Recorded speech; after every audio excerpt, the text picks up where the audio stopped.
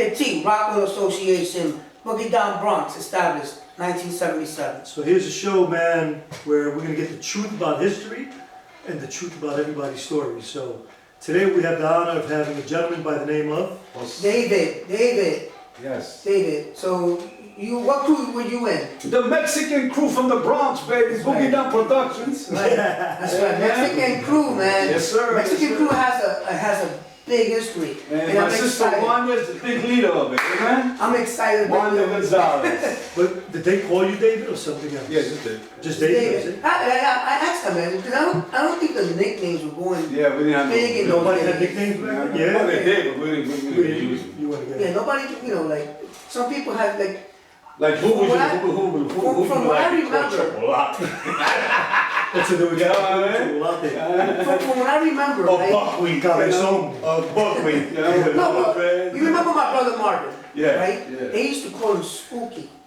Because he had that spooky look. Yeah, era blanquito, he was, Spanish. He looked like a Blanquito. ghost. Yeah, Yeah. so that was one of his nicknames, But you didn't want to mess with Spooky. Yeah. He could fight. He was Marvin, fast. Marvin was no joke. Yeah. He would whoop your ass. And from what I recollect, both Marvin and Eddie, right? Eddie, they used to call him Green Eyes.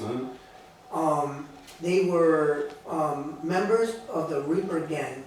They were Reapers, right? And the Reapers is a gang that really dispersed. Not rapers, rapers. Reapers. Reapers. Yeah. The The Reapers. death. But you know what? Yeah. On their jacket, on the jacket. Yeah.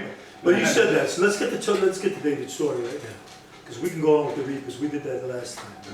Well, what we want to ask is, the Mexican, what was it called, the Mexican crew? The Mexican crew. The Mexican crew. Now let's get that clear. It wasn't the Mexican like Mexico. Because I'm thinking the Mexican crews because they were Mexicans. Yeah, that's what people thought. So where did the name and why did the name Well, my come sister Wanda, she was one of those kind of girls that she was passionate about stuff, you know.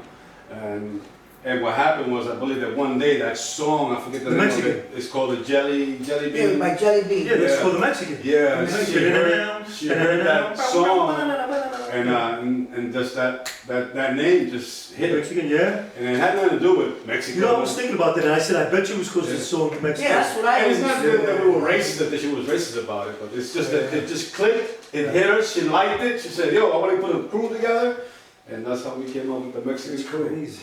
And the thing was, we had the jeans, we had a friend who was a bad graffiti artist, and when he made one of the pants, well, we stuck to that, we stuck to it. I remember the pants. Yeah, man. I'm trying to get some pictures of Wanda. I was trying to remember what we were trying to find at the Jammies, but I couldn't find any.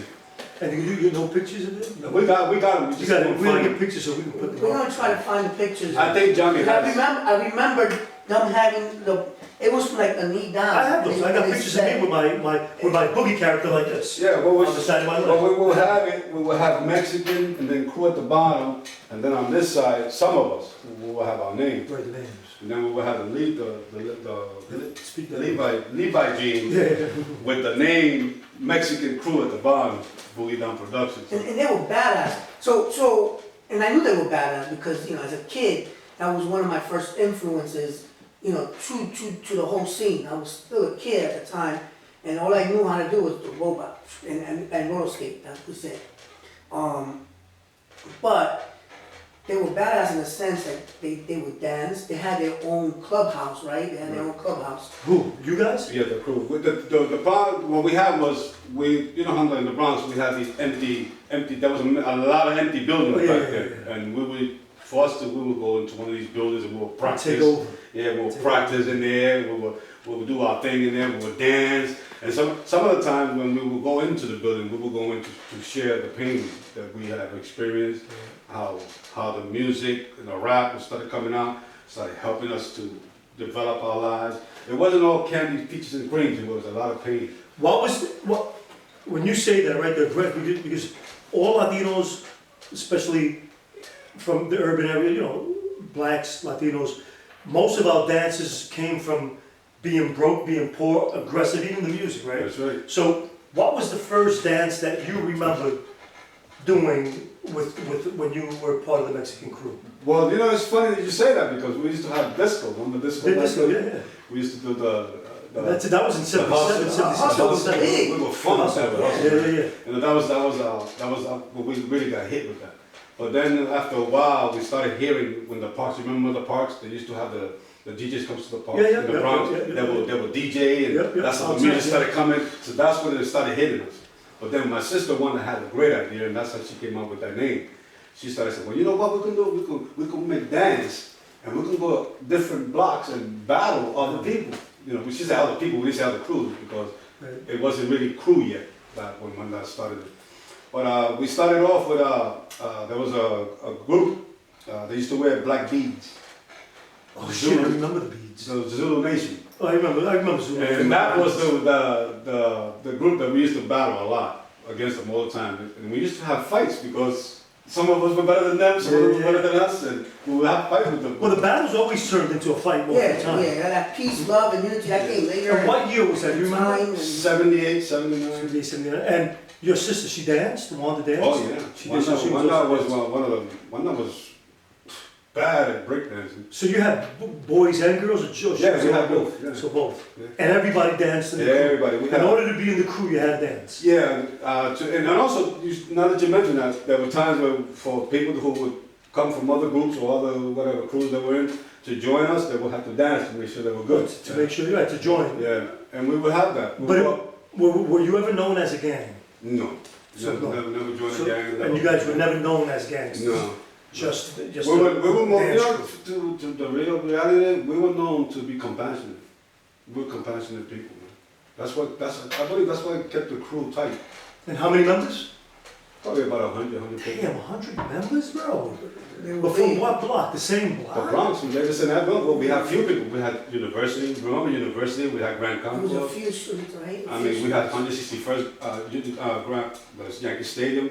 We had people from different neighborhoods now. Don't get it, you know, the boroughs, 5 boroughs is big. No, I know. Listen, I'm from Brooklyn, so I know. But you know, the most of our crew or our members of families, we call them families, and we were tight, were from the neighborhood where we grew up from, you know. And when I was driving you over here, Somebody tried to say that we had a lot of runaways, which that's not true. We just had a lot of people who've been through so much pain as kids that we embraced. Well, I always say, right, before I interrupt you, growing up, I remember, listen, you had Los Títeres, right? Los Títeres, for those who don't know what the Títeres is, I think I said this in the first segment, those are kids that they either had parents that didn't care much about their kids, or, you know, they let them go in the streets. They didn't embrace them, you know, because you always had those 2 or 3 kids that, you know, they came upstairs at 2 in the morning, 10-year-old kids, you know. Then I had parents that,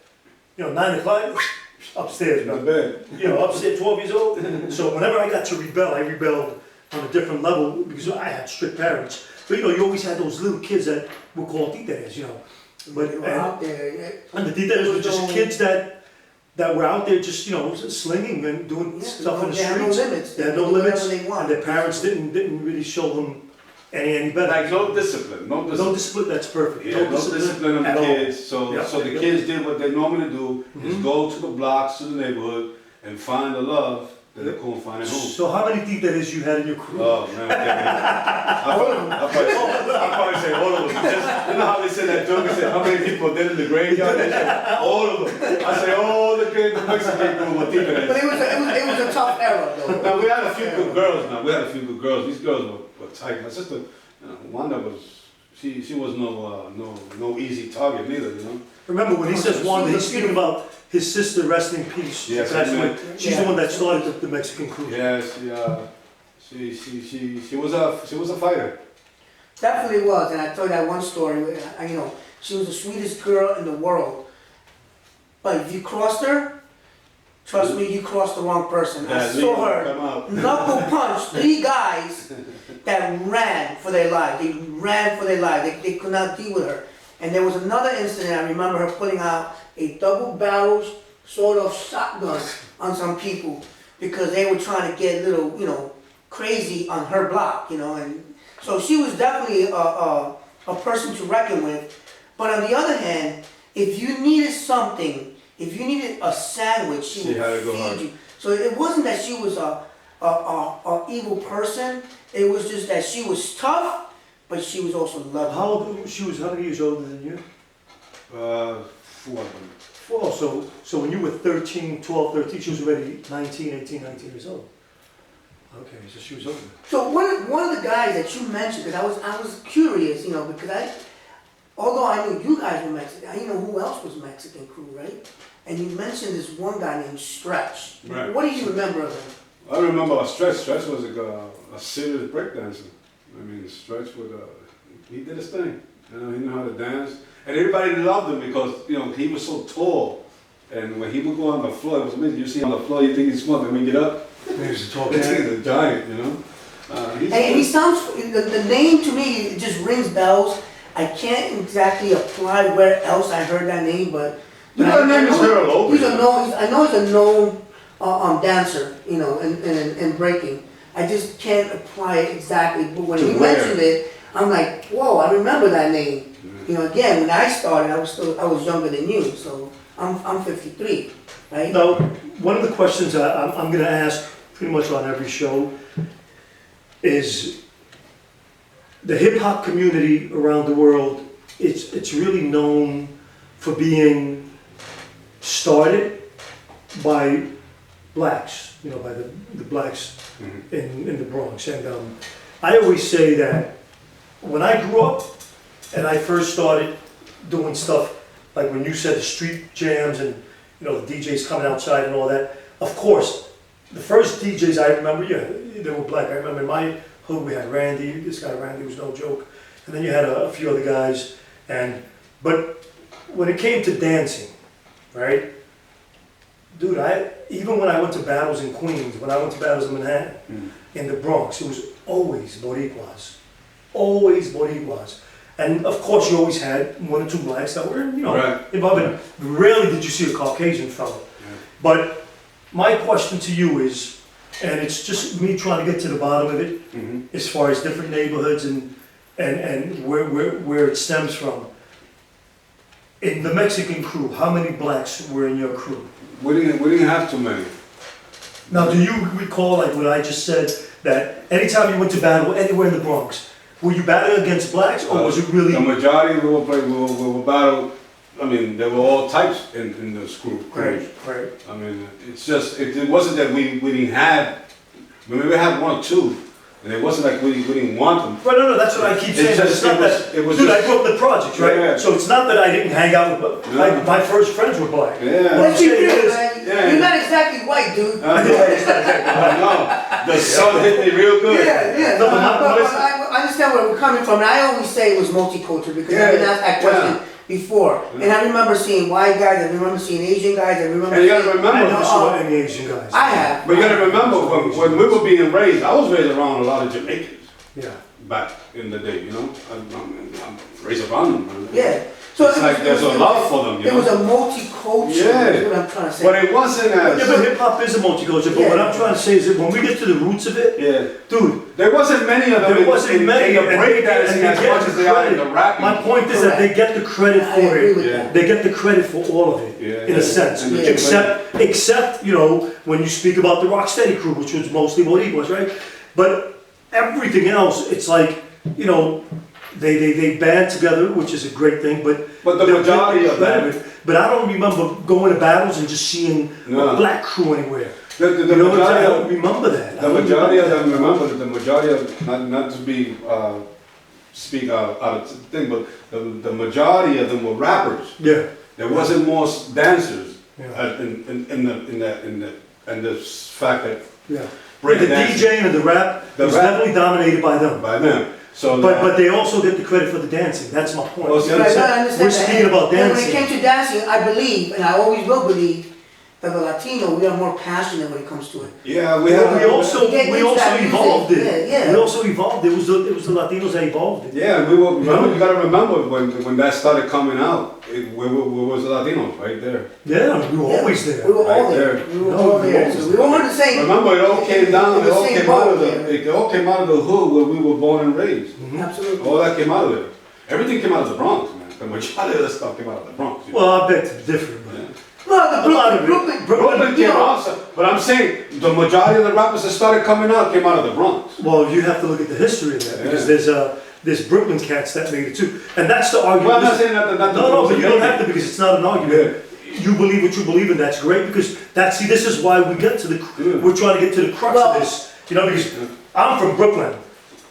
I only hung out with 1 or 2 cats from the Bronx, and by the time I hung out with him, everything I learned was in Brooklyn. Nothing from the Bronx. So that's where everything these from the arguments. Bronx I learned, that's where I come from. Right. The Bronx. That's what I'm saying. That's where these arguments always come. Bronx did it or Brooklyn did it. I always bring up this one argument, because remember, back in those days, right, in the 70s and early 80s, you couldn't just go to Brooklyn and throw down by yourself. You know that for a fact.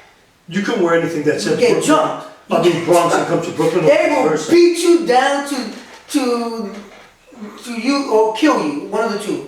So everybody was doing their thing in their neighborhoods, and interaction was minimal. And that goes from the East Coast to the West Coast. We didn't interact with those people, and they didn't interact with us. You just couldn't go there, and But that's why New York, what's up? the New York, You the get melting beat down. pot, in New York, the was. melting pot was Manhattan. Yeah. Absolutely. Manhattan was where Well, everybody. Manhattan is the part of the city that would take it. Right, well, guys from Brooklyn went to Manhattan, Queens, the Bronx, some Staten Island, and that's where, when the club started, that's where we met everybody. If it wouldn't be like for the Roxy, which then became 1018, I don't think that between the freestyle music and the hip hop community would have gotten so big, because then you have Broadway 96. You remember those big Funhouse. the Fun House, The the Fun House. So, that brought all of us together. But I always say this, and I speak to a friend of mine, Willie, Marine Boy Willie, I always say, Willie, what I remember when I was 12 and 13 is the only way I went to the Bronx was if I had a family member, and we went to visit them, and we went to visit, or vice versa. Right. And then that guy would say, yeah, this is what we do in the Bronx, and we'd be like, holy shit. And we had no social media back then, and I'll talk about this until I die. I think the way we got back and forth our information was through cousins and people that visited, family members. Because remember, where do you have this stuff? Right, if you came to my neighborhood by yourself and you said you were from the Bronx, you got jumped. Now, if you came with my boy John and you were his cousin from the Bronx, now we embraced you. We would still test you, but we would embrace you. And that's the way we learned each other's, Let me shake the webs one time. Because I started hanging out when I met stores. Or like, yo, come out to Brooklyn. And I started hanging out over there in front of Eastern High School. And you were the only cat from the Bronx with us. I would go out there by myself, and I was coming away from Fordham Road, right? Catch the double L, over to Williamsburg, right? Get out of Williamsburg, meet up with Store, and we would hang out in front of Eastern High School, and we would practice dancing. That's what we did, and it was a good crew, man. They took me under their shoulder, under their wing, and it was nothing but love, man. Like nothing, like nowhere before. So I told him, yo, you gotta come out to the Bronx. I told him so. Then the first time I took him out there, right? And I took him to Poe Park over in Fordham Road. I took him to Poe Park, and they had a jam over there. And sure enough, right? We're trying to get into the music, we're chilling. And there was a problem. There was a crew out there called HBO, Homeboys Only, right? Abby from TBB. They started, I don't know what went down, but it became a beer bottle fest. And that's what my first day in the Bronx, I said, yo, you can keep the Bronx, bro. And the store said, yo, I go to the dance, and you I'm like the Warriors. I'm like, bro, I can do this shit in Brooklyn. You like the Warriors, so we gotta get back to Brooklyn, And to man. the Bronx for you to get the beers. Dude, the Bronx is always crazy, too. Yeah, man, yeah. All right, so listen, man, we gotta close the segment. Yeah. But Dave, I really appreciate you coming down. And listen, if you think of anything down the line, and if you want, listen, we're gonna have something called the round table. There's gonna be different reasons for the round table. If you can communicate with 2 or 3 of your peeps, come through, man. We'd like to have you all at the table. I'm gonna the whole day. I'm gonna try and run into one of the pictures where we have I'm pretty sure my sister has a picture where there was a few of us with, Your younger sister, with the jeans and we just we'd love to have that. So we can put it that on. would be awesome. That would be trying to See you in the deal. To my knowledge, I haven't met another Mexican crew member other than you today. Yeah, what about Danny, my brother? But Dan, but I haven't spoken to Dan. Yeah, he's another Mexican crew. Right, so we gotta bring him down, man. We're He was a gonna try to DJ. get a few He was a guys. DJ, definitely. Yeah, and he was also a dancer. Thank you very much, man. Appreciate you, man. coming Thank you down for the here. interview. Hey, man. Boogie Down Production. Brooklyn in the house. Guilty. That's how we work. Oh,